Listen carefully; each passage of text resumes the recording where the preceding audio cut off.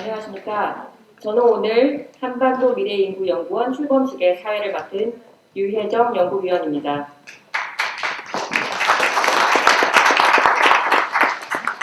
계속되는 초저출생, 초고령화로 인해 대한민국은 국가 존망의 기로에 서 있습니다.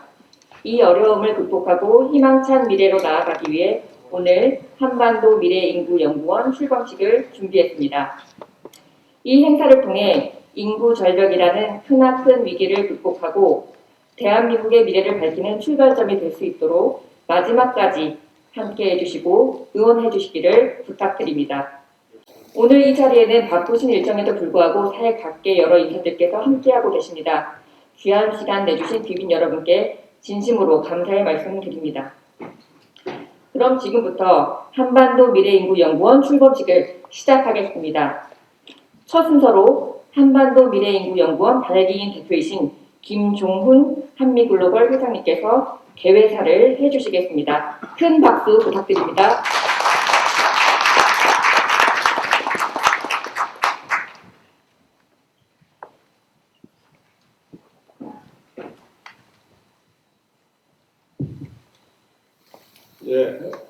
제가 개회사를 하게 된 것에 대해서 무한한 영광으로 생각합니다. 다시 인사드리겠습니다. 한미글로벌 김종훈입니다.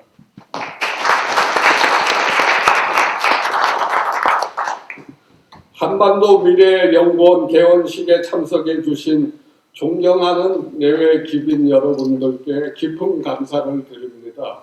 저출산 고령화로 대변되는 우리나라 인구 문제는 유례를 찾아보기 힘든 빠른 속도로 세계 초유의 초저출산, 초고령화 사회로 치닫고 있습니다.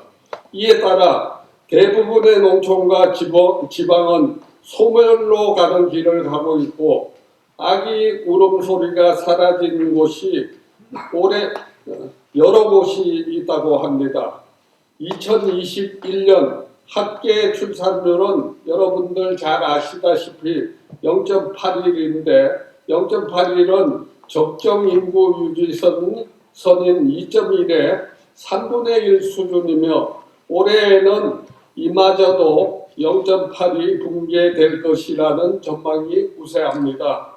일찍이 영국 옥스포드 대학의 인구문제연구소 데이비드 콜만 교수는 한국이 지구에서 사라지는 최초의 국가가 될 것이라고 경고했고 세계적인 석학과 권위 있는 기관에서도 한국의 인구 문제를 걱정하고 있습니다.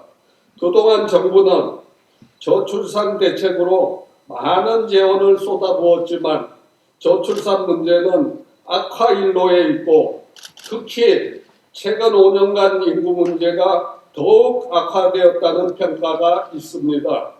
실효성이 없는 포퓰리즘과 나눠먹기 식의 정책들만 난무했고 집값 폭등과 고용 악화, 삶의 질 저하로 젊은이들은 결혼과 출산을 기피하게 만들었습니다. 젊은 세대가 결혼을 하지 않는 것과 아이를 낳지 않는 것이 트렌드를 넘어 문화로 고착되어 버린 작금의 상황을 시급히 바꾸지 않고는 대한민국의 미래는 없다고 단언합니다. 저출산 고령화와 함께 베이비붐 세대의 은퇴로 인하여 2030년까지 320만 명의 생산 가능 인구가 줄어들 것이라는 전망이 있고 현장에서는 노동력 부족 현상이 심각하게 대두되고 있습니다. 노동력 부족 현상은 중소기업은 물론 대기업조차도 이미 심각한 국면에 접어들고 있어 이와 같이 인구 문제는 기업이 당면하고 있는 문제이고 우리 모두의 문제입니다. 인구 문제 해결을 위해 기업이 나서야 하는 이유입니다. 저는 우리 기성세대가 후대에게 소멸하는 한국, 비전 없는 종국을 넘겨주는 것은 제약이며 인구 문제의 실패는 기성세대의 책임임을 인정하고 향후 얼마 남지 않은 5년간의 골든타임을 놓쳐서는 절대로 안 된다고 생각합니다. 하지만 인구 문제 해결은 매우 힘든 난제임을 인식해야 됩니다. 우리나라의 작업의 상황은 돌이키기 힘들 정도로 악화되어 있기 때문에 더욱 그렇습니다.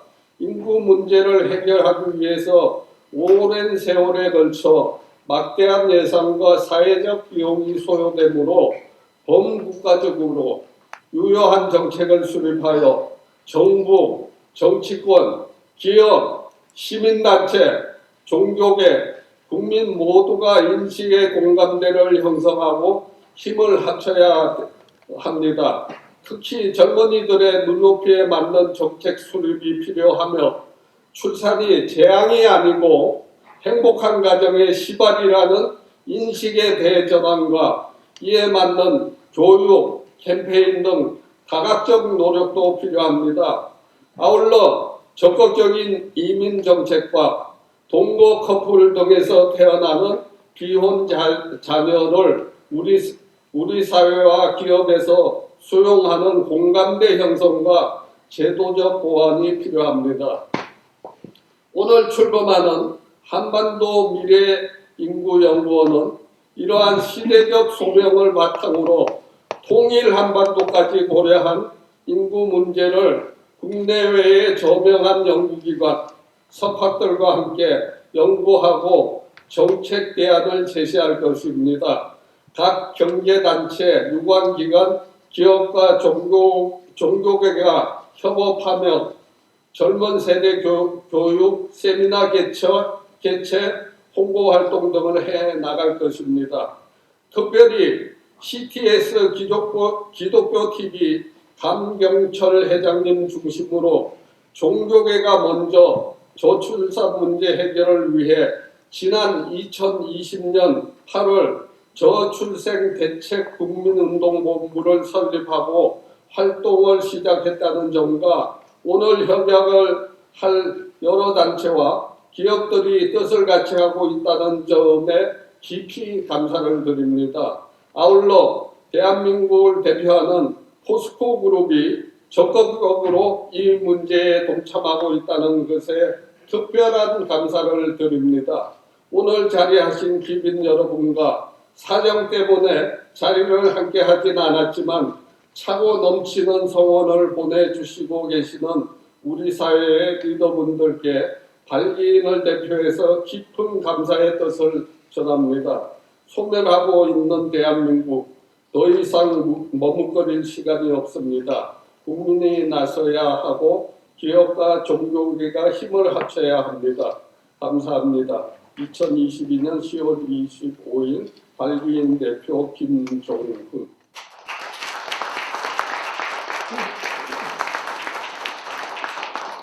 네, 감사합니다. 이어서 환영사 순서입니다.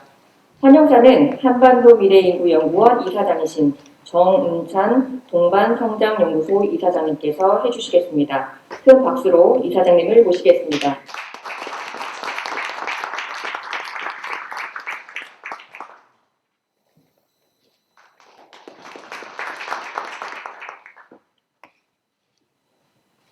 안녕하십니까. 정은찬입니다. 제가 드릴 말씀을 김정은 회장께서 다 하셔서 뭘 빼고 뭘 집어넣어서 잘 바뀌겠습니다.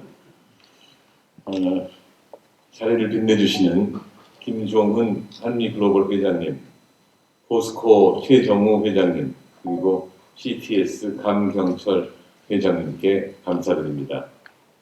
일일이 호명드리지 못하지만 축하해 주러 오신 모든 기업인들께도 감사의 말씀을 드립니다. 인구 구조 변화가 국가 경제와 사회 전반에 심각한 변화를 초래할 것이라는 경고음이 울린 지 오래되었습니다. 그럼에도 우리나라는 인류 역사 이래 매우 예외적인 저출산 기록을 매년 갈아치우고 있습니다. 감사원은 이대로 가다가는 30년 후에 우리나라 기초자치단체의 70%, 50년 후에 93%가 소멸 위기에 처할 것이라는 보고서를 내기도 했습니다. 여러 국제기구들과 국내 석학들이 한국이 인구 문제를 해결할 수 있는 골든타임은 앞으로 5년 내지 10년밖에 남지 않았다는 분석을 내놓고 있기도 합니다. 인구 문제에 대한 종합적인 대책이 아닌 한때의 지원은 미공책에 불과합니다. 대동소이한 출산 장려 정책만으로는, 그리고 정부와 지자체의 노력만으로는 인구 정책이 시설을 거두기 어렵다는 것은 자명합니다. 가정, 사회, 기업 등 민관이 함께하는 범국가적인 사회운동으로 발전시켜 나가야 합니다. 특히 기업이 공동체의 일원으로서 인구 구조 변화 문제에 적극적인 역할을 해야 합니다. 사태의 심각성에 비추어 민간, 특히 기업이 힘을 보태야 한다는 취지로 한반도 미래인구연구원이 출범합니다. 한반도 미래인구연구원은 국내외 관련 분야 전문기관과 협업으로 융복합적 해결책을 제시할 정책 플랫폼을 구축해 나가겠습니다. 실질적인 변화를 이끌어낼 수 있는 정책 플랫폼을 만들어내고자 합니다. 더 이상 머뭇거릴 시간이 없습니다. 급변하는 글로벌 환경과 과학기술 및 기후 변화 등에 대응해서 시적절한 정책 대안을 발굴하여 통일까지 염두에 두면서 대한민국의 지속 가능 성장에 기여하려고 합니다. 한반도 미래연구원은 또한 기업들이 힘을 합치고 공동으로 대응할 수 있는 환경 조성에 기여하겠습니다. 다시 한번 오늘 뜻을 같이하고 축하해주기 위해서 참석해 주신 산업계, 학계, 연구계, 종교계의 기근들께 진심으로 감사의 말씀을 드립니다. 감사합니다. 네, 따뜻한 환영의 말씀 감사합니다. 이번에는 한반도 미래인구연구원 이사를 맡고 계신 최정우 포스코그룹 회장님께서 축사를 해주시겠습니다. 큰 박수로 맞이해 주시기 바랍니다.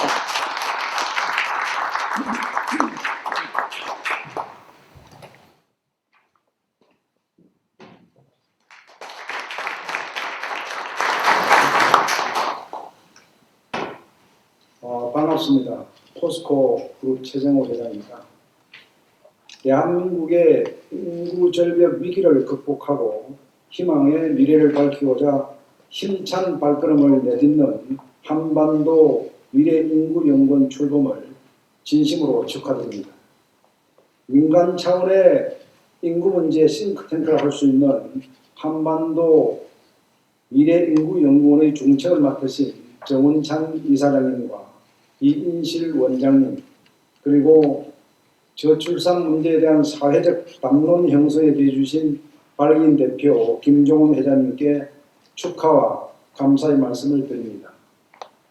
아울러 바쁘신 와중에 이 자리에 참석해 주신 CTS 기독교TV 감경철 회장님과 김형호 전 국회의장님을 비롯한 정관계, 종교계, 학계, 기업 및 연구원 관계자 여러분께도 환영과 감사 인사를 드립니다. 지난 4월 인구 문제에 관심이 많은 민관 학계와 함께 이 자리에 모여 저출산 고령화 대응을 위한 국가 전략 세미나를 개최하고 대한민국의 저출산 고령화 현황 진단과 지속 가능한 발전을 위한 협력 방안을 논의한 바 있습니다.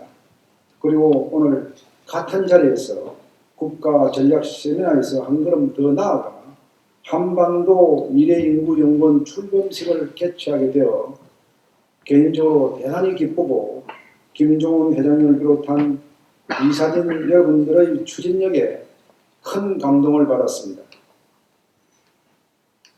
아시는 바와 같이 우리나라는 이미 2019년부터 인구 감소의 길에 접어들었습니다. 전체 인구의 79%를 차지하는 생산 가능 인구도 매년 평균 30만 명씩 감소하여 50년 후에는 절반 이하로 급감이 전망되고 있습니다. 생산 가능 인구의 감소는 소비와 시장의 위축을 야기하게 되며 기업의 성장을 제한하는 잠재적인 요인으로 작용할 수밖에 없습니다. 이제는 기업이 지속 가능한 성장을 위협하는 저출산, 고령화 등 사회 문제 해결에 적극적으로 역할을 해야 될 때라고 생각하고 포스코는 우선 기업 차원의 저출산 해법 롤모델을 구축하기 위한 다양한 노력을 그동안 해왔습니다. 내부적으로는 직원들의 결혼, 임신, 출산, 육아 등 라이프사이클에 맞추어 다양한 출산 친화 제도를 매년 업그레이드하여 운영하고 있으며 협력사 등 중소기업 직원들의 양육 부담 완화를 위해 상생형 공동 직장 어린이집 운영과 협력사 직원들을 위한 상생협력 직원 자녀 전액 장학금 제도 등도 함께 시행하고 있습니다.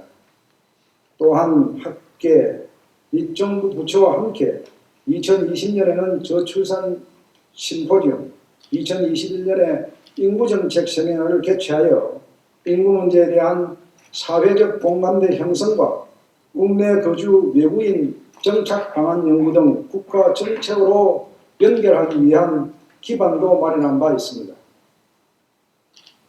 포스코는 기업 시민으로서 앞으로도 지속적으로 사회 구성원의 협력을 도모하고 다양한 분야에서 가시적인 성과를 창출할 수 있도록 최선을 다할 것입니다. 지금까지 포스코가 거둔 대내외 성과를 오늘 출범하는 한반도 미래인구연구원과 공유하고 협력해 나간다면 더 큰 연구 성과를 거둘 것이라고 생각합니다. 향후 추진될 한반도 미래인구연구원의 실질적인 연구 결과물들이 저출산 고령화 문제와 해외 우수인재 활용 등 인구정책 마련에 초석이 되어줄 것이라 기대합니다. 다시 한번 출범식을 축하드리며 한반도 미래인구연구원 이사진과 파트너 기관, 사회 각계에서 참석해 주시는 많은 분들께 감사의 말씀을 드립니다. 감사합니다.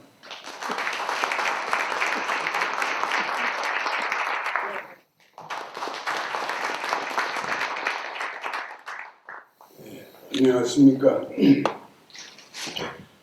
저출생대책 국민운동 본부장이며 CTS 기부 회장을 맡고 있는 강경철입니다.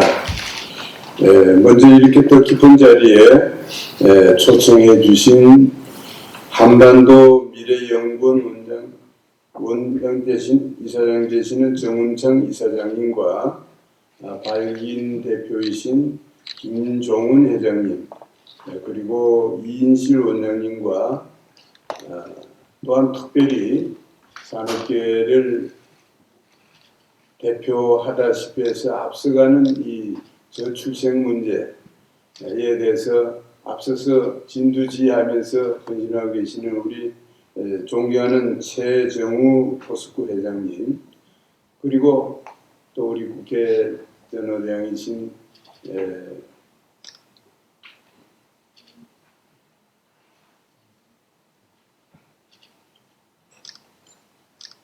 회장님도 이 자리에 함께 하셨습니다.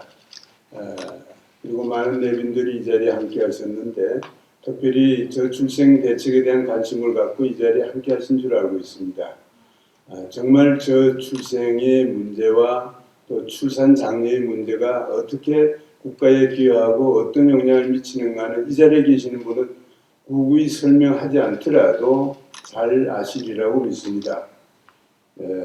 우리나라는 이미 오래전부터 저출생과 지금은 초고령화 사회로 진입하고 있습니다.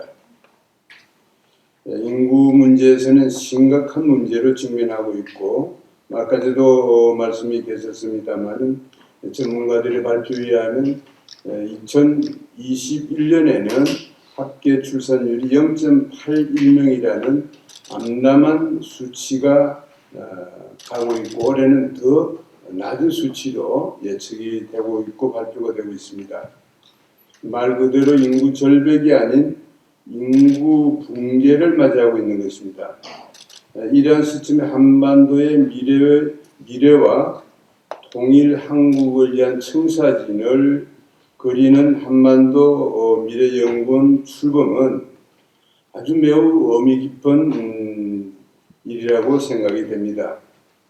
지난 8월 CT에서는 정치, 경제계, 종교계는 물론이고 여러 시민단체와 함께 저출생대책 국민운동본부를 출범을 했습니다. 행복한 출생, 든든한 미래를 슬로건으로 하는 출생에 관한 국민들의 인식 개선에 앞장서며 전국 종교 시설 등 유휴공간을 활용한 돌봄센터 지원도 지금 진행을 하고 있습니다. 저출생대책 국민운동본부도 오늘 출범하는 한반도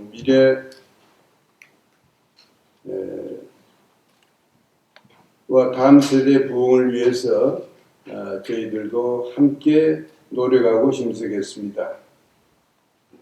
특별히 이 행사가 이루어지는 장소는 제철 보국 기업 시민의 철학으로 일하는 국가를 위한 뜨거운 열정이 전해지는 귀한 장소이기도 합니다. 저희가 이 저출생 국민운동을 펼치면서 참 외로울 때도 많았습니다. 우리 종교계거나 특별히 종교단체들이 많이 참여를 했는데 사실 기업이거나 많은 부분에서 때로는 좀 외면을 당하는 그런 부분도 없잖아 있었습니다. 오늘 우리 최종호 회장님께서 이런 귀한 축사의 말씀을 통해서 또 이 자리에서 말씀을 하실 때 어떻게 보면 앞으로 이 운동이 정말 우리가 많은 힘을 합력하여 선을 이루는 그런 역사가 이루어지리라고 믿어서지 않습니다. 다시 한번 한반도 미래인구연구원의 출범을 축하드리면서 오늘 우리 김영호 의장님께 제가 좀 결례를 했습니다. 앞에 오니까 큰 어른들이 계시니까 제가 좀 얼떨떨해서 했는데 이해해 주시기 바라면서 다시 한번 여러 내빈께도 축하의 말씀을 드리면서 저출생이 얼마나 위기고 저출산 장려가 얼마나 중요한가를 다시 한번 깨닫는 귀한 시간인 줄 믿습니다. 아무쪼록 여러분들께 마음속으로 열심으로 이 일에 독려해 주시기를 간절히 소망하면서 축사에 가능합니다. 다시 한번 축하드립니다. 감사합니다. 이번 순서는 한반도 미래인구연구원이 앞으로 수행할 활동 계획을 발표하는 시간입니다. 발표는 이인실 한반도 미래인구연구원 원장님께서 해주시겠습니다. 큰 박수 부탁드립니다.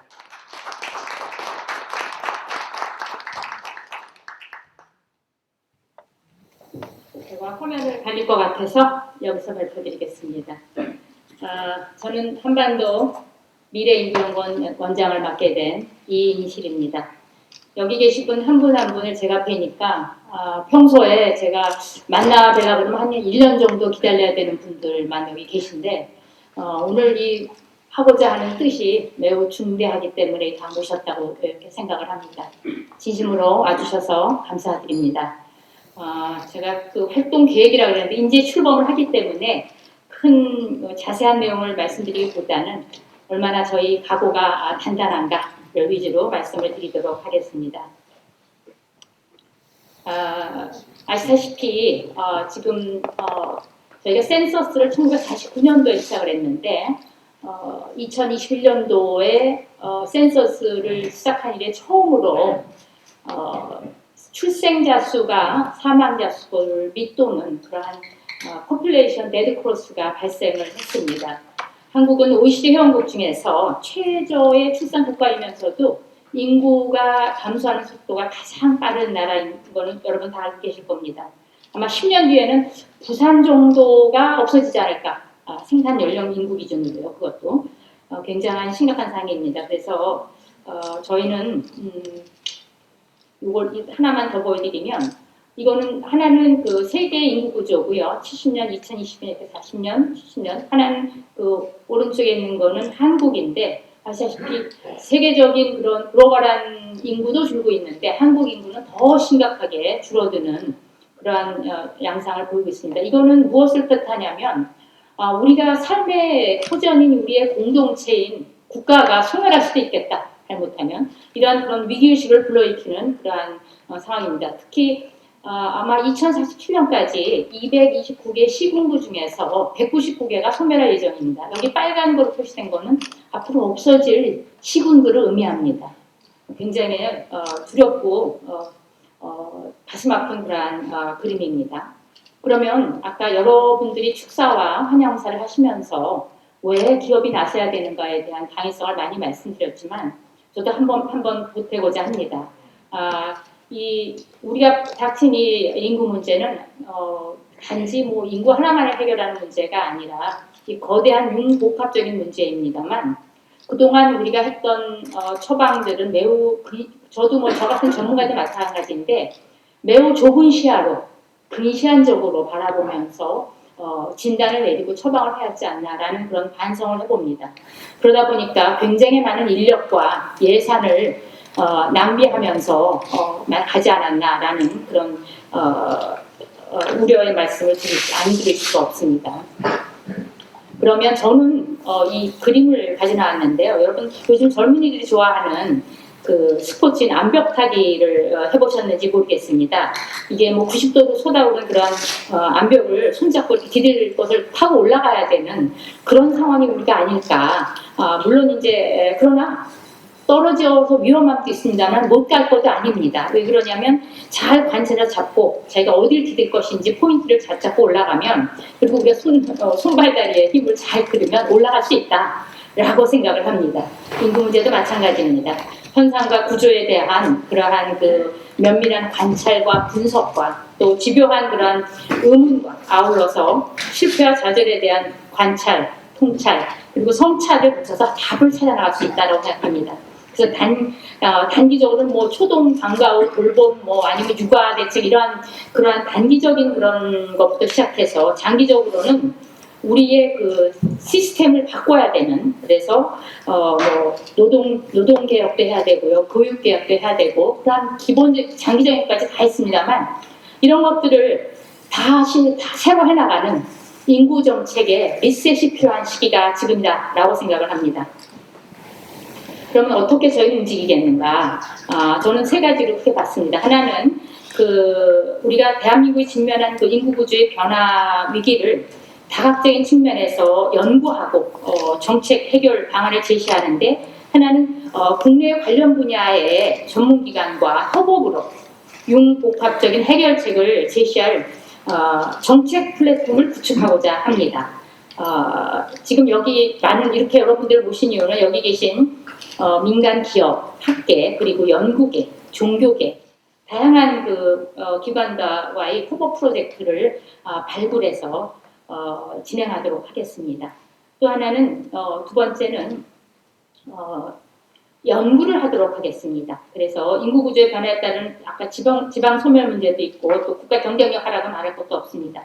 이런 데에 대한 이론과 정책 연구를 하며 특히 실행 가능한 정책을 제시할 수 있도록 그런 연구를 하도록 하겠습니다.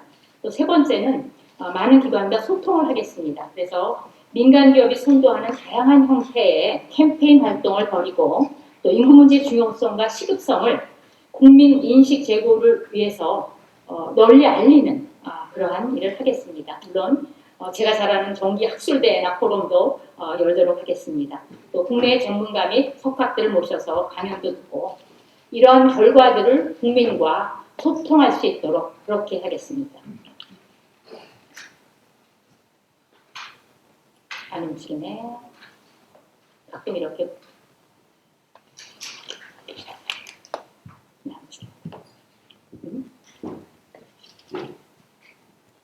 제가 오랫동안 너무 떠들었더니 얘가 잠시 괜찮습니다. 이런 정도의 실수는 있어야지 진행의 묘미가 있습니다.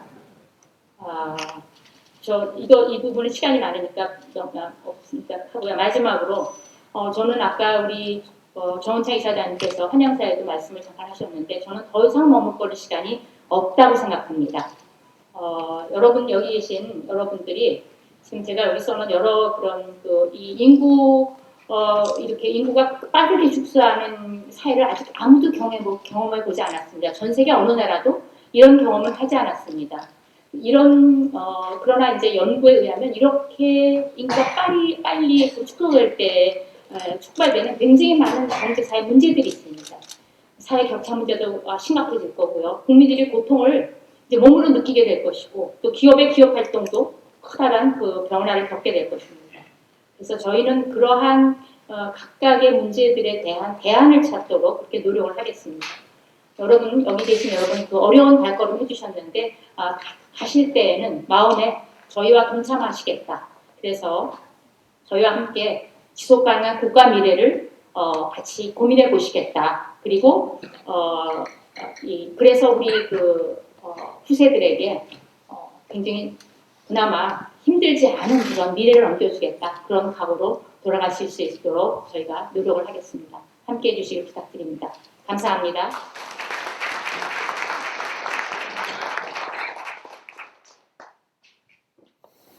네, 다음은 한인연구와 뜻을 함께하는 파트너 기관 협약식이 있겠습니다.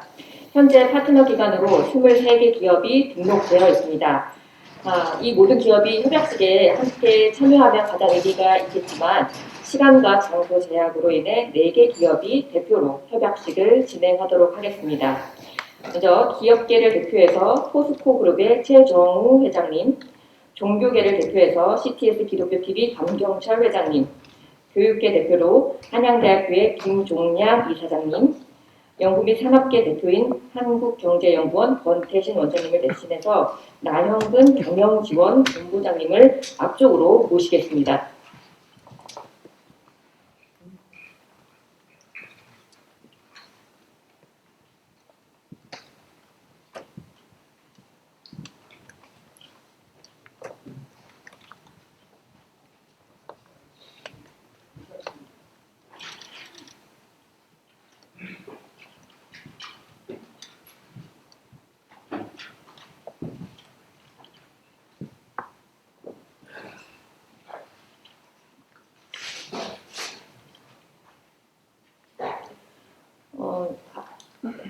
서명하신 협약서는 오른쪽으로 넘겨주시면 됩니다.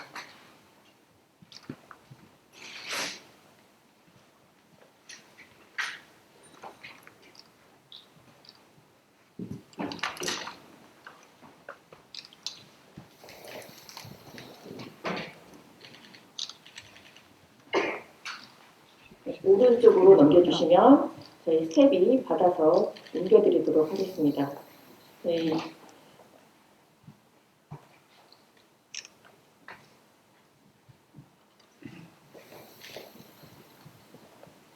사인을 좀 여러 문서에 다 해야 되기 때문에 시간이 조금 걸립니다. 양해 부탁드립니다.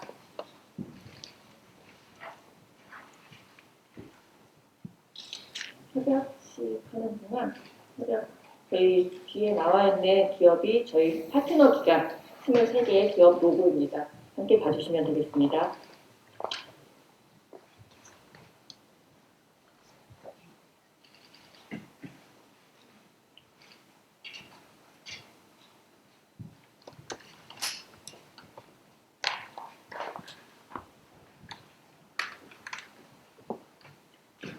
저희 협약서를 다 작성하신 다음에는 앞에 들고 나와서 사진 촬영을 하겠습니다.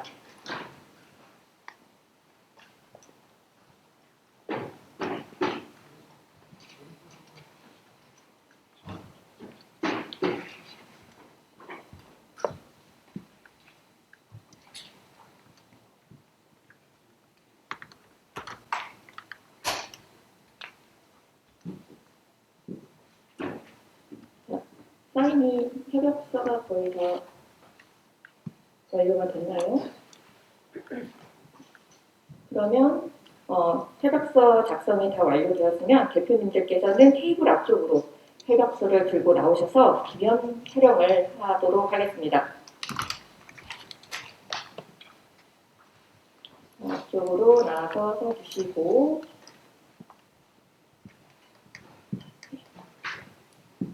가운데 이사장님 네, 서주시겠습니다.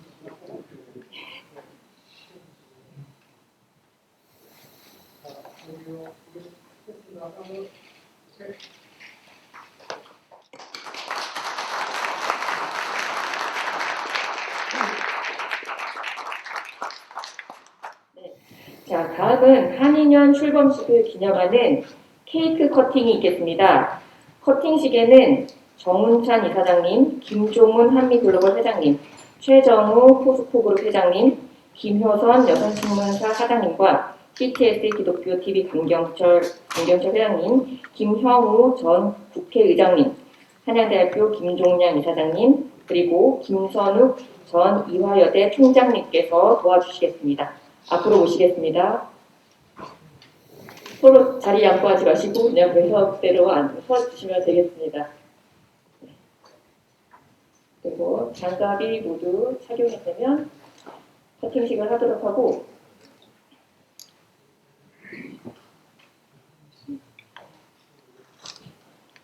자, 좀 가까이 서 주시고요. 커팅식은 제가 카운팅을 하나, 둘, 셋 하면 마지막 셋에서 진행하도록 하겠습니다.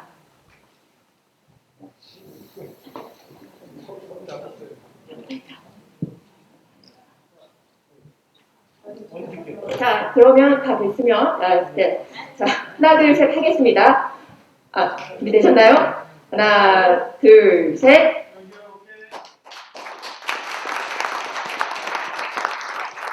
네, 감사합니다. 자, 그러면 이번에는 기념 촬영을 진행하도록 하겠습니다. 내빈 여러분께서는 앞쪽으로 이동해 주시기 바랍니다.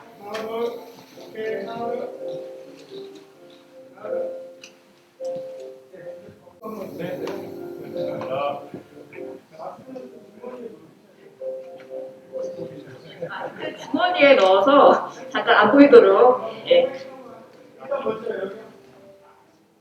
되셨죠? 여기 카메라 보세요. 자, 오케이. 하나, 둘. 자, 하나, 둘. 너무 안 보세요. 자, 오케이. 하나, 둘. 됐죠? 자, 화이팅 한번 할게요. 한인연 하면 최고야 하겠습니다. 네. 최고야 이거 최고야. 네. 한인연 최고야. 오케이. 한 번만 더 할게요. 하나, 둘. 한인연이 최고야. 오케이. 감사합니다. 이제 기념 행사는 마무리가 되었고요. 이제부터는 토론회를 진행하도록 하겠습니다. 토론회 자장은 이인실 원장님께서 맡아주셨고 패널은 기업과 학계, 종교계, 언론계를 대표하시는 네 분으로 모셨습니다. 큰 박수 부탁드립니다. 그럼 지금부터는 토론회 자장이신 이인실 원장님께서 진행을 해주시겠습니다. 안녕하세요. 토론회 진행을 맡은 한반도 미래인구연구원 이인실입니다. 오늘은 아까 그 행사에 이어서 저희 오늘 저희가 하는 한반도 미래인구연구원의 출범을 기념하는 토론회를 가지려고 합니다. 저희가 특별히 네 분의 그 토론자를 모셨습니다. 각계를 대표해서. 그래서 이제 우선 제가 순서는 첫 번째는 포스코의 양원준 부사장님께서 포스코가 최근에 이 저출산 문제에 대해서 오랫동안 이 문제에 깊이 천착해 오시고 또 많은 활동을 하셔서 그 경험과 같은 얘기를 해주시고 그 다음에 변창배 우리 부사장님도 마찬가지로 실질적인 운동을 많이 주도해 오셨습니다. 그래서 그 경험을 얘기해 주시고 그리고 은기수 서울대 국제대학원 교수님께서 인구학회 회장을 하셨습니다. 그래서 인구 문제에 대한 이제 이론적이나 이런 그 문제를 얘기해 주시겠고요. 그리고 마지막으로 이제 전영기 편집인께서 마지막 이제 언론에서 바라보는 이 문제에 대한 관점 이런 걸 얘기해 주겠고요. 오늘의 주제는 제가 모두에 말씀드린 것처럼 기업이 인구 문제 해결에 나선다라는 겁니다. 임금 축소 시대에 기업은 어떤 역할을 하고 어떻게 나아가야 되는가라는 게 저희의 주제입니다. 그러면 먼저 양원구 부사장부터 이야기해 주시겠습니다. 한 7분 정도 하고요. 또 프로의 이 문제에 대해서 관심이 많으신 또 전문가들도 계시고 그러니까 프로의 질문도 받고 그리고 다시 한번 이야기를 하도록 하겠습니다. 우선 한 7, 8분 정도로 이야기해 주시면 감사하겠습니다. 예, 반갑습니다. 저는 포스코에서 경영지원 본부장을 맡고 있는 양원준 부사장입니다.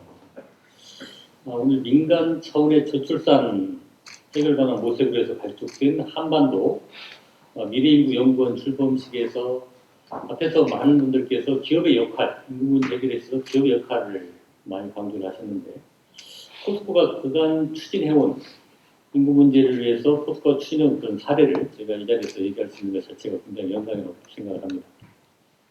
제가 오늘 여러분들께 말씀드리고자 하는 것은 크게 이제 두 가지입니다.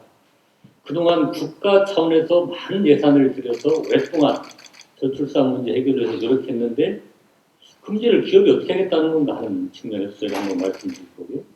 그런 측면에서 왜 포스코가 저출산 문제에 대해서 관심을 가졌는가. 또 하나는 그동안 구체적으로 무엇을 어떻게 추진해 왔는가 측면에서 좀 말씀을 드리도록 하겠습니다. 2018년 포스코는 사회의 자원을 활용해서 성장한 포스코가 경제활동의 주체로서뿐만 아니라 현대 사회의 시민처럼 역할하겠다는 기업시민 경영 이념을 제가 발표를 한 바가 있습니다. 그래서 경영 이념을 기업시민으로 발표를 하고 나서 2019년도에 기업시민에 대한 대표 사업의 일환으로 저출산 문제를 제가 선정을 해서 저출산 문제에 의미 있는 해법을 제시하고자 다양한 노력을 경주를 해왔습니다. 앞에서 우리 최종호 회장께서도 우리가 직면하고 있는 각종 여러 가지 큰 문제 중에서 저출산 문제가 큰 문제 중에 하나라는 말씀이 있었죠. 이렇게 판단한 이유는 앞에서 우리 원장께서 말씀이 있었는데 2018년에 합계 출산율이 0.98이라는 1 이하로 내려갔다는 거 하나. 또 하나는 2020년에 출산 인구보다 사망 인구가 더 많아지는 그 데드크로스가 이제 발생을 한 거죠. 이렇게 되면 당연히 생산 가능 인구도 이제 줄어들게 됩니다. 매년 한 30에서 40만 명 정도가 줄어들게 되는데 이러한 인구 문제는 포스코 같은 제조업에 있어서는 단순한 문제가 아닙니다. 즉 노동 경쟁력하고 이제 직접 관련이 되는 일이죠. 또 한쪽에서는 소비 인구가 주는 문제도 있습니다. 그래서 결국 기업의 입장에서 인구의 위기는 기업의 생존과 직결되어 있다. 이렇게 저희는 생각을 하고 있기 때문입니다. 또 이런 문제를 해결하기 위해서 그동안 정부와 학계에서 다양한 그 해법을 모색해 왔습니다만 이런 인구 문제 해결에 있어서 기업이 좀 함께하면 좀 더 의미 있는 해결이 되지 않을까 싶어서 저희가 포스코가 먼저 기업 차원의 저출산 해법에 대한 롤모델을 제시하겠다라고 선언을 했고 2019년부터 본격적으로 제가 활동을 시작을 했습니다. 이런 활동을 시작한 지 어느덧 한 4년 정도가 되었는데요. 제가 자평을 해보면 포스코가 출산 친화 기업으로서 자리매김하는데 어느 정도는 의미 있는 발전이 있었다. 이렇게 자평을 해봅니다.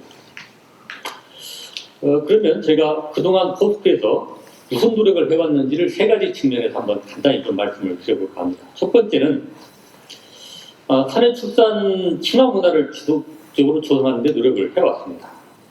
우선 기본적으로 포스코는 직원들이 자녀를 낳으면 경제적인 문제 때문에 고민할 필요가 없도록 유치원부터 대학까지 제가 장학금 제도를 오래전부터 지원을 해왔었습니다. 또 이렇게 자녀를 낳은 직원들이 육아 걱정 없이 회사에 좀 다닐 수 있도록 예를 들면 결혼, 임신, 출산, 육아, 교육 등 라이프 사이클에 맞춰서 다양한 출산 친화제도를 제가 운영을 하고 있습니다.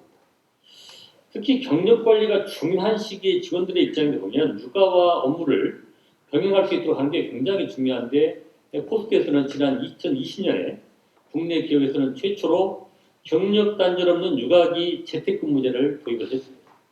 즉 이 얘기는 무슨 얘기냐면 남녀 직원 공이 육아 문제로 불이익을 받지 않도록 하겠다는 선언적인 의미가 있는 것입니다. 또 이 외에도 저희가 배우자 출산 육아 문제라든가 낮은 치료 문제, 시술비 지원 등 여러 가지 사례 제도를 지속적으로 저희가 업그레이드를 하고 있습니다. 그래서 저희가 그럼 포스코가 열심히 했다고 그러는데 정말 무슨 의미 있는 변화가 있느냐를 해서 과학적인 방법은 아닙니다만 제 나름대로 한번 분석을 해봤습니다. 현재 포스코 전체 17,500명 중에서 여직원이 한 1,020명 됩니다. 그 여직원 1,020명하고 남자 직원들의 배우자를 대상으로 또 합계 출산율을 한번 계산해 봤더니 대략 한 1.57 정도 나왔습니다. 그러니까 흔히 얘기하는 합계 출산율하고는 정확히 일치하지는 않지만 의미 있는 숫자일 수 있습니다. 1.57이라는 얘기는 그러니까 21년에 합계 출산율 0.81 기준으로 한다면 그 2배 가까이 이런 수치가 되겠죠. 또 하나의 수치가 직원들 저희가 자녀가 있는 직원 중에서 2명 이상의 자녀를 가진 직원의 비율이 2018년에 70% 정도였습니다. 저희가 3년 뒤 2021년에 조사를 해보니까 한 72%로 조금 올라서 의미 있는 변화가 있었습니다. 그래서 저희가 육아휴직의 경우 보통 남자 직원은 예를 들면 승진이라든가 인사 등의 불이익을 우려해서 통상 그동안은 가지 않았습니다. 근데 저희가 기업 시민을 경영인형으로 선포하고 이 저출산 문제에 대한 그 롤모델에 대한 해법을 제시하겠다고 제가 선언한 이후에 육아휴직을 하는 직원의 비율을 보니까 남자 직원이 한 54%를 차지하고 있습니다. 상당히 의미가 있는 숫자인 거죠. 이처럼 다양한 육아 지원 제도를 시행해서 저희가 직원들은 업무에 몰입을 하다가 필요하면 언제든지 이런 제도를 운영할 수 있는 것 자체가 이런 의미 있는 숫자를 가져온 거 아닌가 그런 싶기도 합니다. 근데 이러한 제도의 혜택은 그동안은 포스코 중심으로 이루어졌습니다. 그래서 저희가 또 한 번의 변화를 시켰는데 포스코 사업장 위치한 포항과 강양에 저희가 2019년도에 상생형 공동 어린이집을 저희가 지었습니다. 그래서 이 공동 어린이집에는 50%는 협력사 직원 자녀가, 또 50%는 포스코 직원 자녀가 이용할 수 있도록 저희가 했습니다. 또 하나는 앞에서 잠깐 말씀드렸는데 포스코 직영 직원들한테만 적용했던 장학금 제도를 저희가 작년에 포스코 상생협력 전액 장학금이라는 명칭으로 해서 제도를 신설했는데 협력사 직원도 포스코 직원하고 똑같이 유치원부터 대학을 졸업할 때까지 전액 장학금을 지원하는 제도를 저희가 신설했습니다. 또 내자녀까지 인당 4천만 원에서 1억 6천만 원까지 실제로 작년부터 적용을 받고 있습니다. 이는 그동안 우리가 포스코가 보면 제철 보국과 함께 추구했던 교육 보국의 대상을 포스코 직영 직원뿐만 아니라 우리 협력사, 그다음에 중소기업까지 확대하는 의미 있는 조치로 볼 수가 있습니다. 이때 소요되는 재원은 포스코에는 저희가 교육재단이라는 재단이 있습니다. 교육재단이 있는데 그 교육재단의 자립도가 점점 올라가면서 교육재단에 지원하는 금액이 줄었습니다. 줄으면서 발생하는 그 재원을 이 협력사 직원들의 장학금으로 전용하는 것 자체가 좀 의미가 있다 이렇게 생각해 볼 수가 있겠습니다. 자, 두 번째는 포스코가 인구 문제에 대한 사회적 공감대 형성을 위해서 정부 학계 등과 매년 또 공론화 아니면 제가 논의의 장을 마련을 하고 있는데요. 옆에 계신 우리 은기수 교수님께서도 참석을 하셨지만 2020년에 저희가 한국인구학회 저출산고령사위원회학회 2020 저출산 심포지엄을 이 자리에서 개최를 한 바가 있고요. 그리고 작년에는 저출산 정책 아젠다화를 위해서 한국인구학회하고 이민정책연구원과 함께 정책과 가능한 연구 과제를 발표하고 연구 결과를 저희가 정부 부처에 연결한 바도 있습니다. 아까 우리 최종 회장께서 말씀이 있었는데 올해 4월에는 이 자리에서 우리 한미글로벌의 김중훈 회장님과 함께 대한민국 저출산 고령화 대응을 위한 국가전략 세미나도 개최한 바가 있습니다. 세 번째 마지막입니다. 세 번째는 미래 세대에 대해서 어떻게 인구 교육을 할 것인가에 중요해졌습니다. 그래서 포스코는 보건복지부 또 협력사업과 협업을 통해서 자라나는 미래 세대에 대한 다양한 출산 친화 인식 개선 활동도 전개를 하고 있습니다. 2020년에는 한국교원대학교와 함께 인구 교육규제 및 교구를 저희가 제작을 해서 10개 시범학교에 980명을 대상으로 저희가 교육을 한 바가 있고요. 작년에는 이런 사업을 본격화하기 위해서 보건복지부와 인구교육사업에 대한 MOU를 체결해서 유치원, 초등학교, 중학교, 고등학교 교사와 학생을 대상으로 해서 인구교육 공모전을 매년 실시를 하고 있습니다. 그래서 초년도에는 한 59건 정도가 이렇게 제시가 됐는데 올해는 한 500건 정도가 이미 제출이 되어 있습니다. 상당히 의미 있는 내용이라고 할 수 있겠습니다. 제가 이 발표를 준비하면서 한 가지 사례를 소개하고 마무리할까 합니다. 이미 언론을 통해서 보도된 것을 접하신 분도 있겠지만 지난 9월에 포항제철소에 근무하는 직원이 이미 한 자녀가 있음에도 불구하고 4쌍둥이를 이렇게 출산을 했습니다. 상당히 의미 있는 경사였죠. 그래서 제가 육아에 실질적인 도움을 주고자 기본적으로 4쌍둥이 있고 이미 자녀가 하나 있으니까 5명이죠. 또 엄마 아빠 하면 7명, 그 자녀들을 케어할 수 있는 것까지는 대략 9명 정도가 한 차에 타는 문제가 있을 것 같아서 제가 9인승 차량을 준비를 해서 지원을 했고요. 또 하나는 그 4명의 자녀를 키우는데 어려움이 있을 것 같아서 월 300만 원 정도의 제가 보육비를 제가 일시에 좀 지원을 했더니 저희는 직원들이 이게 그렇게까지 잘 피느냐 그럴 줄 알았는데 엄청난 호응이 있었습니다. 내부에서. 우리 직원들로부터 포스코 역시 자랑스럽다 이런 얘기를 많이 들었고요. 나중에 이 직원이 이제 외부의 언론사하고 인터뷰를 했는데 또 인터뷰한 기사의 댓글을 보면 정말 많은 국민들이 또 응원의 댓글을 달아주셨어요. 그래서 그렇구나. 포스코가 이런 일을 하는 것 자체가 굉장히 의미가 있었구나 그런 생각을 하게 됐습니다. 그래서 출산 친화 기업이 되기 위해서는 많은 비용과 노력이 쏟아날 수밖에 없습니다. 포스코도 마찬가지입니다. 하지만 저출산의 근본적 해결과 대한민국의 미래를 위해서는 그 기업이 반드시 또 가야 되는 길이라고 저희는 생각을 하고 있습니다. 그래서 앞으로 또 포스코는 저출산 문제에 있어서는 기업 차원의 롤모델이 되기 위해서 다양한 노력을 경주하도록 하겠습니다. 제가 조금 말씀이 길었는데 이런 발표를 마치겠습니다. 고맙습니다. 제철보국에서 교육보국으로 가시겠다.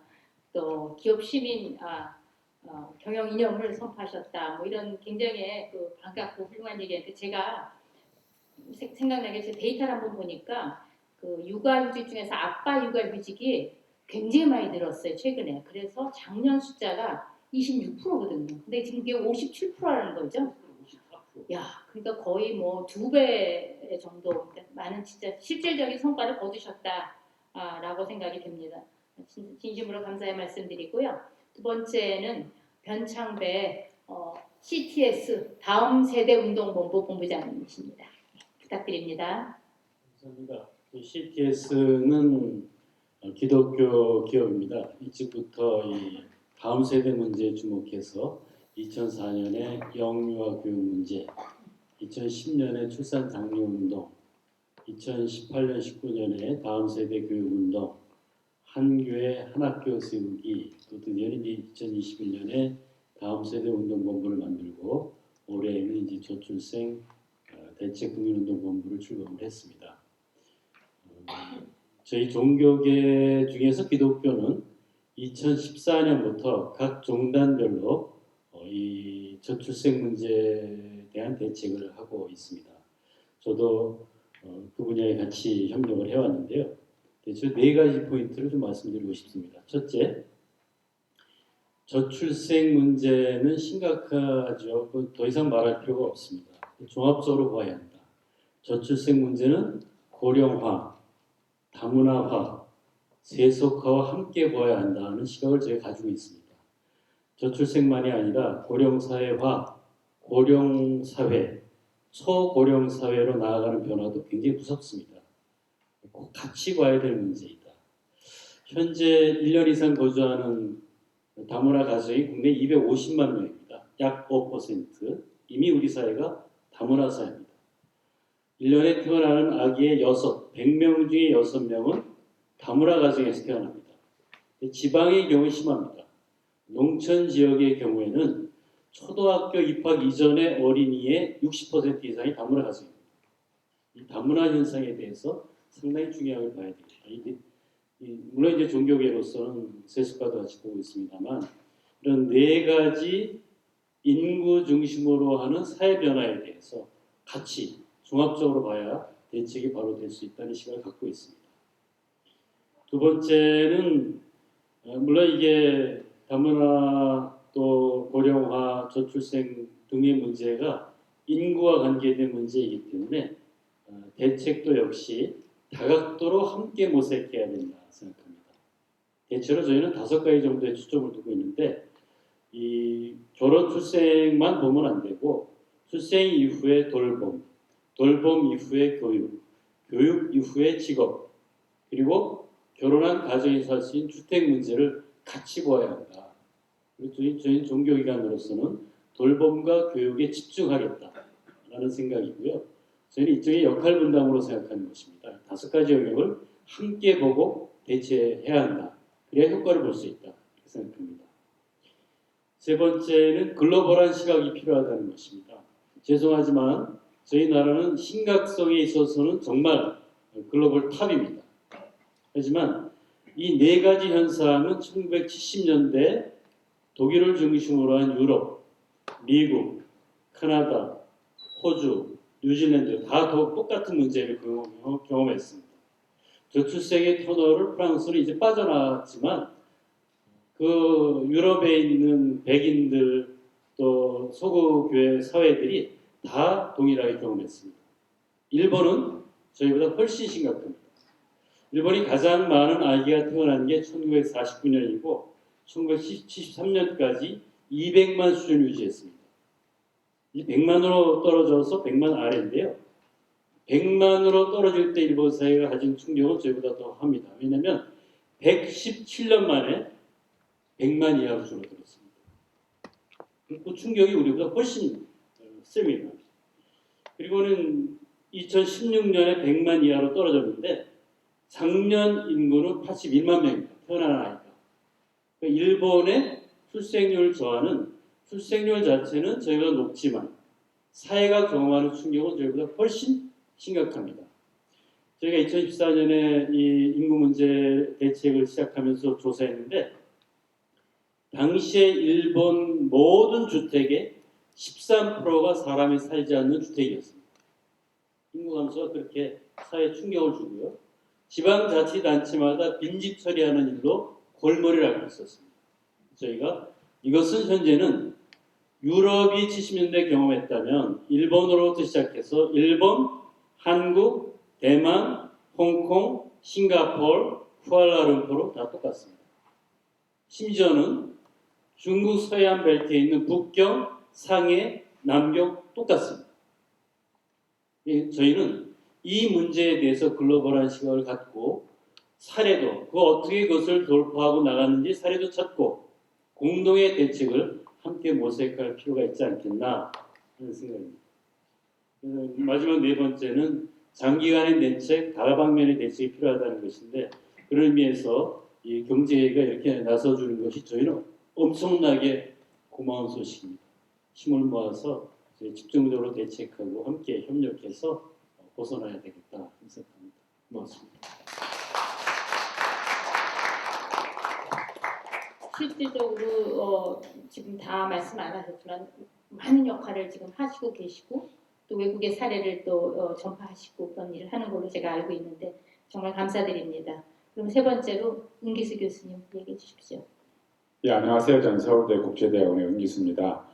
지금 이 자리에 많은 분이 와 계시는데 죄송하지만 한번 주의를 한번 불러봐 주시기 바랍니다. 앉은 자리에서. 여성이 많으십니까? 남성이 많으십니까? 지금 이 자리에도 남성이 압도적으로 많습니다. 여성분들은 어디로 가셨을까요? 사실 이 자리에 계실 수도 있는 많은 여성분들이 사회활동도 못하시고 또는 경제활동도 못하시고 많은 분들이 일찌감치 집에 돌아가 계시기 때문에 지금 이 자리에도 여성분들이 적은 겁니다. 국제적으로 여성들의 경제활동 참가율을 이 연령별로 그려보면요. 대개 이렇게 U자, 거꾸로 된 U자 모습을 띠게 됩니다. 그래서 경제활동 참가율 자체가 높고 낮고 차이는 있지만 선진국이나 혹은 개도국이나 여성들의 연령별 경제활동 참가율을 보면 어느 특정 연령에서 경제활동 뚝 떨어지는 현상은 없고 되게 완만한 그런 거꾸로 된 U자 곡선을 그립니다. 그런데 유독 한국과 일본 여성의 경제활동 참가율만 이 출산 양육 시기에 즉 20대 후반 30대에 뚝 떨어지고 다시 올라가는 소위 M자 곡선을 나타내게 됩니다. 지금 이 저출산의 문제의 가장 핵심 중에 하나가 오래전부터 우리가 알고 있지만 그동안 계속 간과해왔던 바로 이 여성들의 경제활동 참가율과 아주 밀접한 연관성을 가지고 있습니다. 현대사회에서 남성이나 여성이나 다 모두 원하는 배우자 상은 경제적인 능력이 있는 남성과 여성입니다.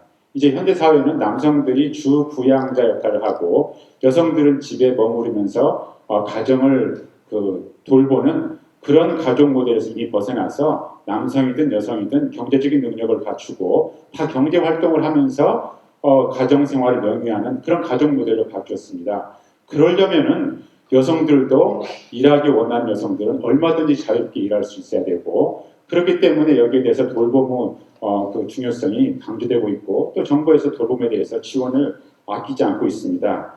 현대 사회에서는 이제 듀얼 인컴, 남성과 여성이 함께 이 경제 활동을 하고 소득이 있어야만 가정 생활을 영위할 수가 있습니다. 그러나 지금도 여전히 많은 여성들이 결국은 자녀를 출산하고 양육하면서 집으로 돌아가서 그러한 가족 모델을 따르지 못하고 있습니다. 왜 우리나라에서 특히 이렇게 여성들이 아직도 M자 곡선의 여성들의 경제활동 참가율을 이루고 그렇게 마음대로 일할 수 없느냐? 바로 우리나라가 아직도 여전히 남성 중심의 사회라는 점이 있습니다. 그리고 노동시장에서 여성에 대해서 구조적인 차별이 존재하고 있습니다. 임금도 성별 격차가 가장 큰 OECD 국가의 가장 큰 국가가 바로 한국입니다. 그리고 여러 가지 성차별이 존재하고 있고요. 또 출산과 양육으로 경력 단절이 가장 심한 국가가 또 우리 한국입니다. 또 자녀 출산 시에 내가 일하고 싶어도 애를 맡겼을 때 그 보육시설에 대한 질에 대해서 불신이 높아가지고 결국은 내가 직접 애를 돌봐야지 이런 생각이 또 강한 사회가 또 한국 사회입니다. 이런 여건 때문에 결국은 유능한 여성들이 일할 수 없고 결국은 일하다가도 중간에 나오고 경력단절이 이루어지고 또 기업에서는 우수한 인재를 적극적으로 유치하고 유지해야 되는데 결국은 우수한 인재가 끝날 수밖에 없는 곧 저출산 상황은 또 기업의 위기로 연결되고 있는 것입니다. 여러 가지 해결 방안이 있겠지만 저는 구체적으로 오늘은 두 가지만 말씀드리고 싶습니다. 하나는 돌봄 경제라는 개념이 적극적으로 받아들여야 됩니다. 지금까지는 돌봄을 국가에서는 복지라든지 혹은 그냥 예산을 시혜적으로 베푸는 이런 정도만 생각을 했는데 이제는 그렇게 생각하면 안 되고 이 돌봄을 돌봄 경제라는 시각에서 바라보면서 이제 돌봄이 예산상에서 적절하게 지출이 되면 그 예산이 지출하는 것이 결국은 여성들을 돌봄에서 해방시키고 일하고 싶은 여성들은 노동시장에 들어가서 일을 해서 가처분 소득을 얻게 되고 또 그 소득을 또 소비하게 되면서 결국은 국가 경제가 선순환되는 그런 경제 개념으로 이 돌봄 경제라는 개념을 도입해야 됩니다. 정부가 재정 정책을 만들 때 거시경제 모델링에 기반해서 하는데 우리나라에서도 이 거시경제 모델링에 돌봄 섹터는 빠져 있어요. 그런데 앞으로는 이 거시경제 모델링을 할 때 그 기반이 되는 그 소셜 어카운팅 매트릭스에 이 돌봄 섹터가 들어가야 되고 이걸 바탕으로 해서 거시경제 모델링을 해서 이에 기반한 재정 정책을 펼쳐야 됩니다. 이렇게 해서 거시경제적인 모델링을 통한 재정 정책에 돌봄 섹터가 들어가야만 비로소 돌봄이 복지라든지 아니면 무슨 예산의 단순한 낭비 지출 이런 것이 아니고 국가 경제가 선순환되는 그런 요소로서 이게 작용하게 되고 이 돌봄 경제라는 시각에서 바라볼 때 비로소 이 성평등의 문제도 여기서 부각되고 돌봄의 질도 여기서 부각되고 돌봄 노동자는 또 누가 돌봐야 되는가 여러 사회 문제가 함께 고려되고 해결될 수 있는 방안이 이 돌봄 경제라는 시각에서 바라보게 됩니다. 그래서 이 앞으로는 우리 한국 사회에서 돌봄을 다룰 때도 이제는 돌봄 경제 시각에서 바라봐야 되겠다라는 것을 말씀드리고 싶고요. 두 번째는 성평등에 관해서 한 말씀 더 드리겠습니다. 아까도 말씀드렸지만 우리 사회에서 여전히 남성 중심 사회인 것은 우리가 아무리 근대화를 했다고 하더라도 과거로부터 내려오고 있는 그런 문화적인 전통에서 자유롭지 못합니다. 여전히 잔존하고 있고 제 눈에는 많은 한국 사회의 많은 부분이 여전히 조선 사회처럼 보입니다. 이건 정말 21세기 한국 사회가 어떻게 조선 사회를 짓느냐? 그러나 우리 주위를 돌아보면 그런 과거의 문화적인 전통이 아직 잔존하고 있고 특별히 이것이 이 성평등에도 직접적으로 영향을 미치고 있습니다. 즉 신유교 전통시대에서 아직도 우리가 구조적인 전환을 못 이루고 있는데 이것을 해체하고 이러한 잘못된 그런 문화적인 전통을 어떻게 보면 해체하고 우리가 새로운 사회로 나가기 위해서는 결국은 성평등을 이루어야 되는데 그러기 위해서도 이 돌봄 경제뿐만 아니라 성평등에 대한 보다 더 적극적인 그런 자세가 요구된다고 봅니다. 여러 가지 방안이 있지만 저는 한 가지 제안드리고 싶은 것은 우리 사회가 남성 중심이고 이 연령 서열 중심의 사회인 것은 여전히 변함이 없습니다. 이 사회를 어떻게 변형시키냐, 그러기 위해서는 첫째는 젊고 유능한 남성과 여성을 모든 부분에서 적극적으로 등용해야 된다고 생각합니다. 정부에서 최근에 강요를 임명하면 이제는 서육남 시대라는 말이 돌아오고 있습니다.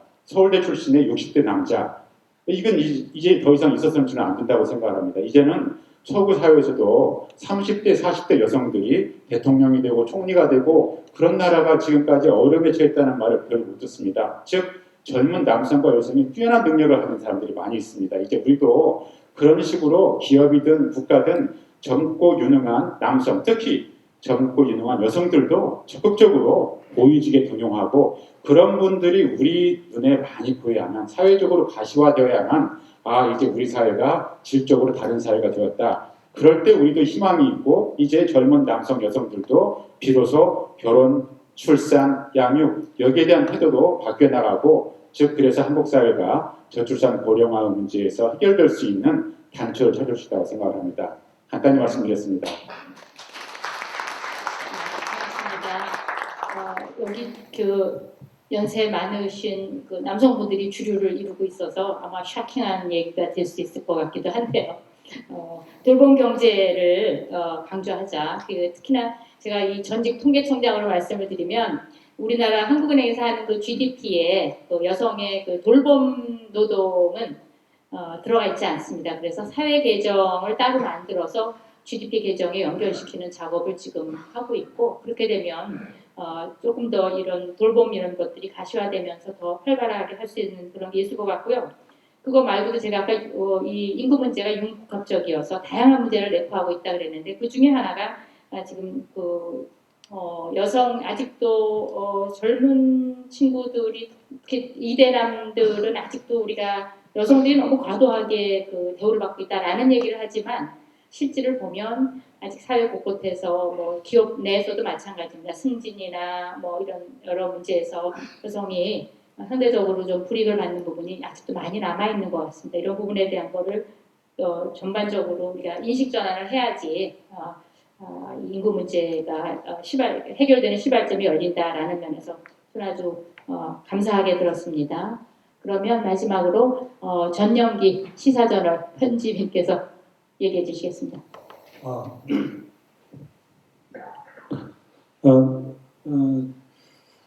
앞에 말씀 주신 분들의 그 전문적인 말씀을 참 감사히 잘 들었고요. 저는 그 언론 일을 한 30년 이상을 해오면서 참 이 문제가 정말 중요하다는 생각을 속으로 많이 하고 있었는데, 한 번도 이것이 그 나라의 국민 목표나 국가적 어젠다로 등장한 적이 없었다고 생각합니다.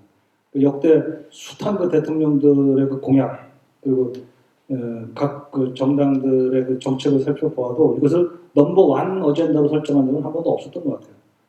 지금 대통령도 그렇고 문재인 대통령도 뭐 시작이 무슨 정규직의 비정규직의 정규직과 이런 종류의 그 있는 내부에서의 어떤 문제를 분배하는 쪽에 관심이 있지, 혹은 그 이명박이나 박근혜 대통령 경제의 성장, 그죠? 이런 거죠. 노무현 대통령은, 그러니까 그 과거에 어떤 그 대통령도 한 번도 이것이 우리 이슈, 넘버원 이슈가 되는 적이 없다고 생각합니다.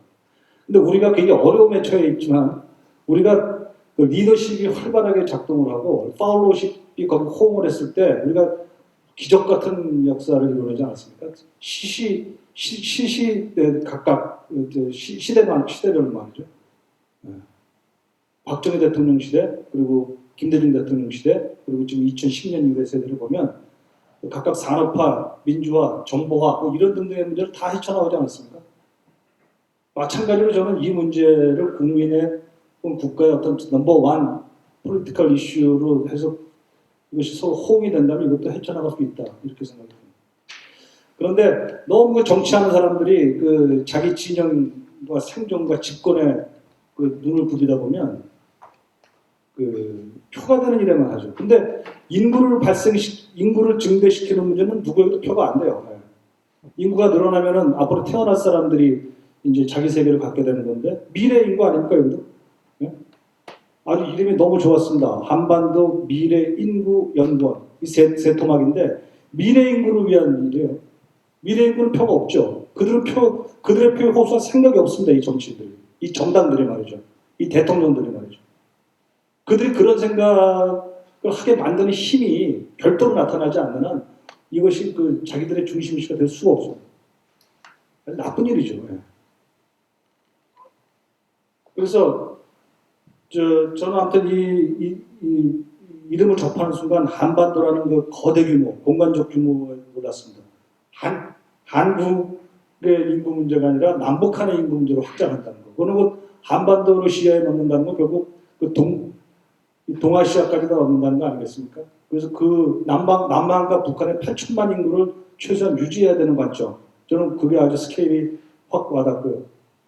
미래 인구, 이게 과거 인구는 산하 제한을 하지 않으면 안 될 정도로 컸던 시대 아니었습니까? 제가 어렸을 때 보면 그 막 조금만 낳자는 그 얘기가 정말 제 귀에 들어왔는데 그게 과거 인구였고 현재 인구는 보니까 또 엄청나게도 작아졌잖아요. 근데 미래 인구는 너무 과하지도 않고 너무 축소하지도 않고 이제는 해야 될 일을 해야 되는 이런 미래 인구로 간다는 점에서 정확하게 과거 인구의 과다성이나 현재 인구의 과소성을 넘어서서 그 미래 인구의 어떤 적정성으로 나아가는 그런 점에서 아주 잘 잡은 목표다. 탄착점이 훌륭하다. 이런 연구를 해야죠. 네. 아까 원장님 아주 감동스러운 말씀하셨는데 그 직벽으로 올라갈 때도 관찰하고 또 관찰하면 반드시 틈이 있고 디딜 곳이 있다는 거죠. 저도 옛날에 암벽 등반을 해봤습니다. 대학 다닐 때 되더라고요. 네. 그 관찰하고 통찰하고 성찰한다는 것에 의하여 이 연구원은 바로 그런 그 예를 들어 제가 이제 좀 두서없이 얘기하지만 그 상상력을 자극해서 말씀을 드려보면 1950년 전후에 온 세상 현대인을 흥분시켜놓고 뒤집어 놓은 게 킨제이 보고서라고 있습니다.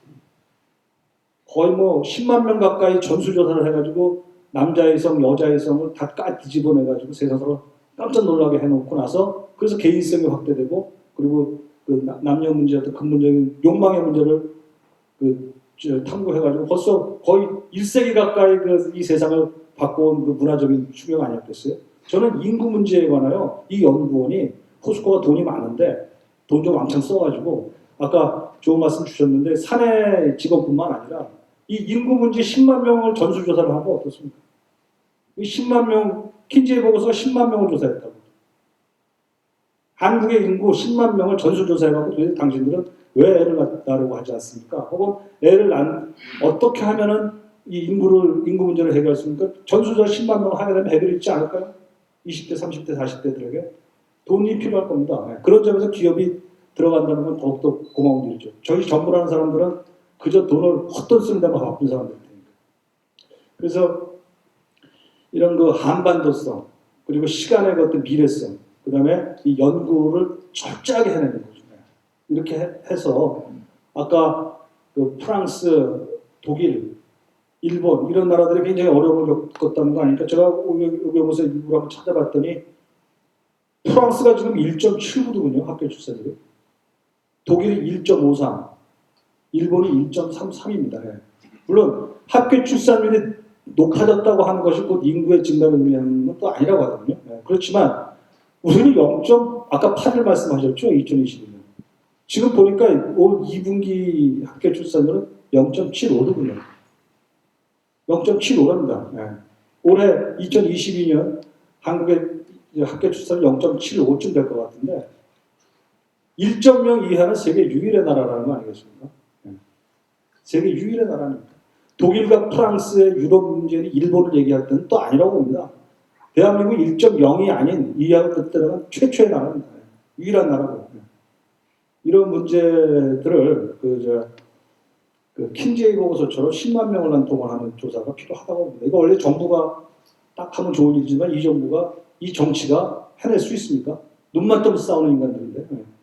이걸 그 정치를 신경 쓰지 말고 기업에서 국민들이 모금을 해가지고 돈 모아서 해내면 이 정치가 좀 정신을 차릴 때까지 이어지는 그 브릿지 역할을 좀 해낼 수 있지 않을까.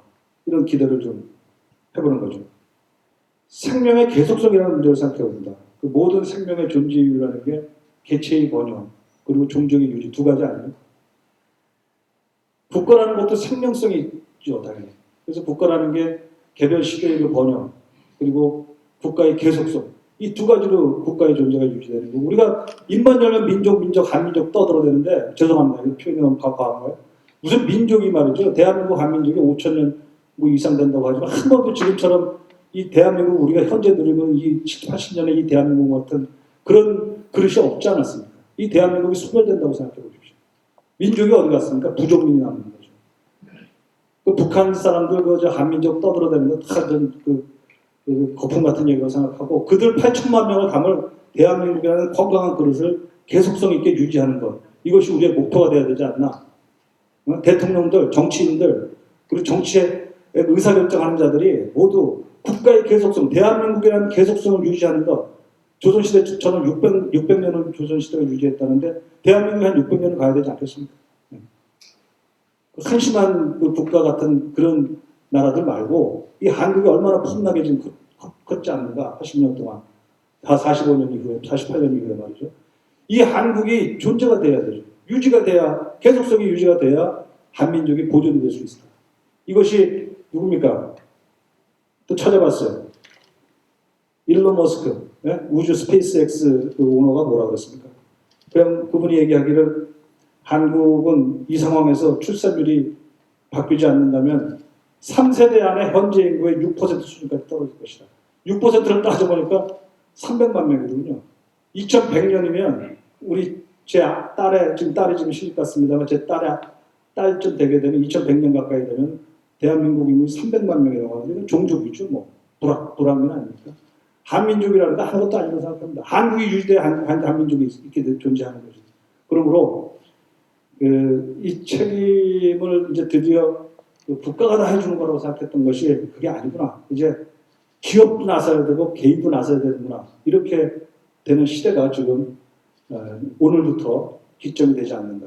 그랬을 때 미국의 트루만 대통령이 얘기했다는 말을 저는 참 마음에 갖고 있는데 그 자기 집무실에 The buck starts here라고 했던 거예요. 모든 책임은 바로 내 손에 있다. 이건데 이제 대통령 손에도 없다고 봅니다. 대통령의 리더십이라는 게 이제 어느 나라든 할 것 없이 혼자서 못하죠. 결국은 개별 기업들에게, 개별 개인에게도 이 책임은 나한테 있구나. 이런 생각을 우리 개인 하나하나가 옛날 생방으로 할 때처럼, 그죠? 우리 각 개인이 내가 인구 문제는 내가 책임져야 될 일이구나. 이런 의식을 갖게 되는 그 캠페인이 바로 오늘 여기서 시작되기를 기대합니다. 고맙습니다. 예, 고맙습니다. 제가 이제 한번 각 다양한 분야에 계신 분들의 말씀을 들었는데요. 여기 플로어에는 이 문제에 대해서 굉장히 오랫동안 고민도 많이 하시고 또 좋은 정책 제안을 하실 그런 분들이 많이 와 계십니다. 그래서 제가 일부러 시간을 좀 남겨두었거든요. 혹시 저희한테 당부하실 말씀 또 제안하실 거 이런 말씀 있으신 분 손 들고 말씀해 주시길 부탁드립니다. 여기 마이크 갖다 주시겠어요?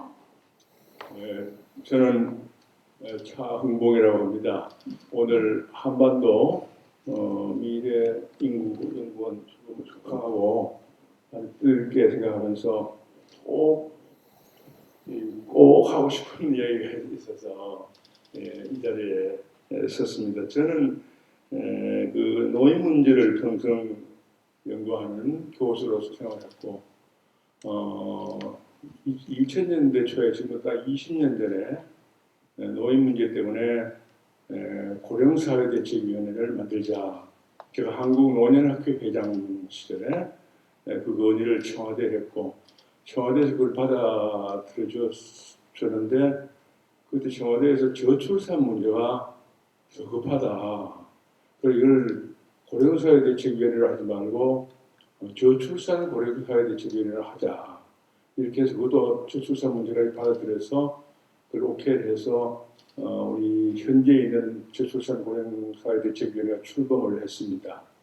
그 후 한 20년 이 저출산 고령사회대책위원회가 하는 일과 진행되는 과정을 보면서 참 제가 절실하게 그것도 잘못했구나 하는 문제가 있어서 오늘 이 자리에서 지금 좀 이야기를 하려고 하는데 그 한반도 미래연구원이기 때문에 미래 인구에서 저출산 문제와 고령사회 문제가 아주 긴밀하게 당연히 연결돼 있고 인구 문제에서는 연관성이 있죠. 아까 우리 선생님도 이 대책을 함께 세워야 된다 이런 말씀도 하시는 분이 있었는데 제가 20년 그 대책 세우는 것을 쭉 과정을 보니까요 성격이 다르다. 그러니까 저출산 문제하고 고령사회 노인 문제는 성격이 다르다 하는 걸 아주 절실하게 느끼기 때문에 성격이 다르다 보니까 저출산 고령사회 대책에도 그렇고 모두 20명 30명 모여서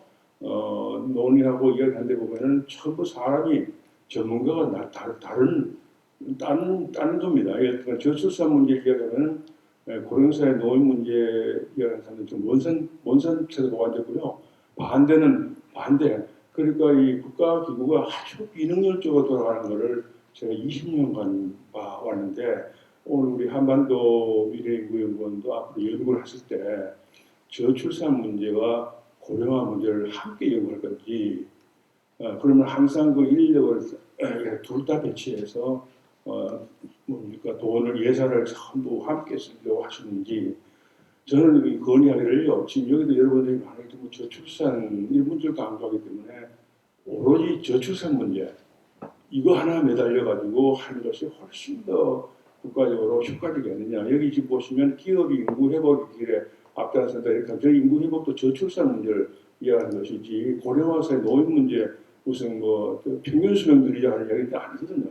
그러면 이 저출산 문제 목표가 정해져 있으면요 이 연구원의 성격을 이름을 모르겠습니다. 미래인구 하더라도 그 괄호에다가요 딱 저출산 못을 봐가지고 저출산 문제 집중적으로 하면은 제가 그 위원회 보니까요 저출산과 고령사회 문제는 정책 수단이 전부 다르고 전문가도 전부 다르고 그렇습니다. 그럼 이거를 한테 묶고 하면은 결과적으로 비생산적이고 비효율적이기 때문에 미래인구연구원이 생산적으로 효과적으로 하기 위해서 저는 건의하기는 저출산 문제에 집중해서 출산, 결혼, 출산, 육아, 양육 여기까지 노인 문제까지 해서 연금 어떻게 주고 건강보험 어떻게 하고 노인 장기요양 어떻게 이렇게 할 필요가 없다. 한쪽으로 집중하기 좋다는 게 제 의견이기 때문에 참고해 주시기 바랍니다. 네. 새겨듣도록 하겠습니다. 고맙습니다.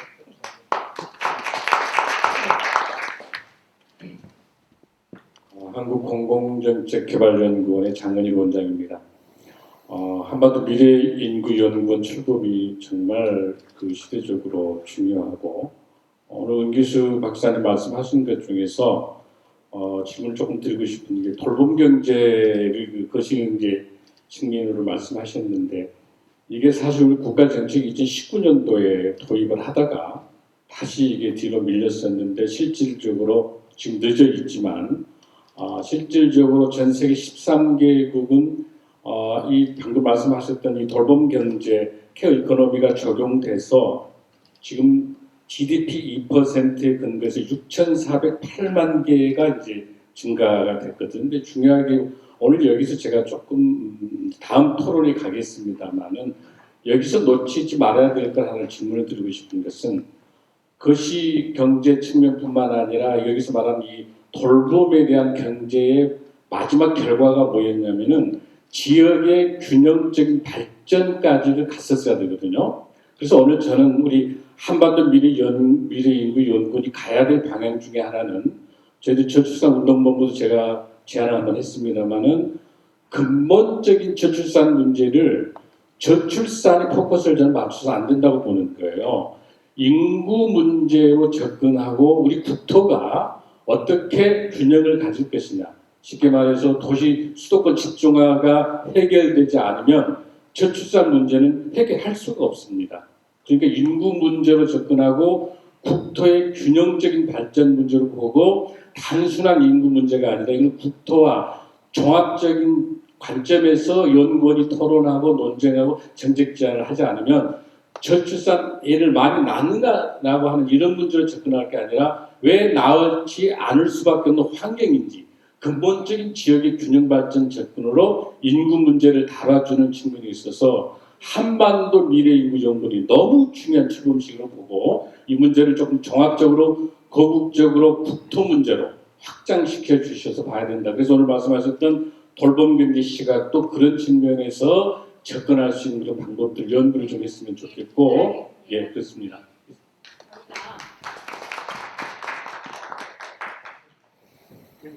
저희가 시간을 5시로 한정을 했습니다. 굉장히 원래는 좀 더 많은 분의 말씀을 듣고 일을 진행하려고 하였으나 다들 바쁘신 시간을 내서 오시고 그랬기 때문에 시간을 엄수해야 될 것으로 생각을 합니다. 꼭 하실 말씀 더 계세요? 네. 그럼 굉장히 짧게 해주십시오. 예. 네. 1분 이내로. 저는 삼성전자에서 투자 업무를 하다가 지금은 스타트업 투자 업무를 블루포인트 파트너에서 하고 있는 투자 심사역 이인성이라고 합니다. 오늘 좀 뜻깊은 자리에 함께해서 감사드리고요. 저는 여기 계신 분들께 앞으로 좀 저희가 지금 진행하고 있는 것들 살짝 공유드리고 앞으로 좀 조언을 구해야겠다는 좀 말씀을 좀 드리고 싶었고요. 저희가 지금 함께하는 사람들의 저희가 이름을 올리지 못했는데 아까 은기수 교수님 말씀하셨던 것처럼 저희는 좀 벤처로서 이 인구 문제를 해결하려고 하는 노력을 하고 있습니다. 그래서 최근에 돌봄에 대한 부분을 해결하는 스타트업을 만들어서 실제로 투자를 진행을 했고요. 앞으로 인구 포럼이라든지 고령 인구라든지 아니면 지방 소멸을 좀 해결할 수 있는 그런 벤처 기업들을 만들어서 지속적으로 투자를 하려고 하고 있는데 그때마다 여기에 계신 분들께 좀 많은 조언을 좀 구하고 싶고 좀 개별적으로 연락드리면서 같이 협업할 수 있는 좀 모델 만들고 싶어서 꼭 말씀드리고 싶었습니다. 감사합니다. 네. 나중에 저희 성함하고 명함을 남겨주시면 같이 일할 수 있는 기회를 만들어 보도록 하겠습니다. 여기 계신 분들의 그 평균 연령을 떨어뜨리는 그런 분이 발표를 해주셔가지고 제가 아주 반가웠습니다. 고맙습니다. 제가 이제 2분이 지났기 때문에 꼭 여기 제가 아까 우리 토론을 나오신 분 중에서 아까 꼭 말씀을 해야 되는데 미진한 거 있으시면 혹시 더 말씀해 주실 분 계신지요? 짧게 해주시고 마무리 짓도록 하겠습니다. 네, 은기수 교수님. 제가 여러 가지 문제점 중에 오늘은 시간이 없어서 딱 2가지만 말씀드렸는데요. 우리나라 지금 아까 말씀하신 대로 이 저출산이라든지 고령화라든지 여기에서 가장 중요한 것이 결국은 우리나라의 수도권 집중입니다. 다른 나라와 비교할 수 없을 정도로 수도권에 인구가 집중하는데 제가 통계자료를 분석해 보니까 25세부터 39세까지 연령의 53%가 서울, 경기에 거주하고 있습니다. 그런데 그게 경기라고 해도 무슨 연천군과 무슨 경기의 농촌 지역이 아니고 다 서울, 인천, 서울 인근에 다 이 25세부터 39세 연령층이 집중하고 있는 거죠. 그분들이 사실은 다 직업을 가져야 되고 거주 공간을 마련하면서 결혼도 하고 출산도 해야 되는데 이분들이 이 수도권에 다 집중되어 있고 이 현상은 앞으로도 계속되고 있습니다. 즉 아무리 지금 지역 균형 발전 정책을 펼치더라도 우리나라의 정치, 경제, 사회 분야의 모든 권력 핵심이 여전히 서울에 있고 그렇기 때문에 자연스럽게 지금 서울로 집중되고 있고 아까 말씀드린 대로 돌봄 경제가 결국은 어떻게 하면 우리나라가 이 균형적인 발전을 이루어가는가 이게 해결되지 않으면 저는 이 인구 위기도 극복할 수 없다고 생각합니다. 네, 고맙습니다. 인구 문제를 얘기를 하면 한 문제 한 문제가 정말 막중하고 심각한 것들이고 짧은 시간에 얘기할 수 없는 또 다른 파생 문제를 또 일으키는 그런 아주 복합적인 그런 문제입니다. 그래서 오늘 저희가 아까 저녁에 편집이 말씀하신 것처럼 오늘 이런 출범식을 함으로 인해서 언젠가는 해결이 안 될 수도 있을지 모르지만 저희가 이렇게라도 해서 시작을 함으로 인해서 이제 이런 문제들을 진짜 언젠가는 해결할 수 있는 그리고 전환의 계기가 될 수 있는 그런 시작의 자리로 아주 소박하게 시작을 한 거고요. 저희가 오늘 한 행사를 이제 여러 루트로 알리고 또 제가 모두에 말씀드린 것처럼 많은 기관들과 협력하고 또 국민들하고도 소통하고 이러면서 이 문제를 널리 알리겠습니다. 여기 와주셔서 일일이 다 말씀을 못 해주셨지만 그런 마음을 가지고 오신 분들이라고 생각합니다. 같이 하시는데 동조해 주시고요. 앞으로 많이 도와주시기를 부탁드리면서 굉장히 미진하지만 짧은 토론을 여기서 마치도록 하겠습니다. 감사드립니다. 이것으로 한반도 미래인구연구원 출범식의 모든 순서를 마치도록 하겠습니다. 오늘 참석해 주신 모든 분들께 다시 한번 감사의 말씀 드립니다. 감사합니다.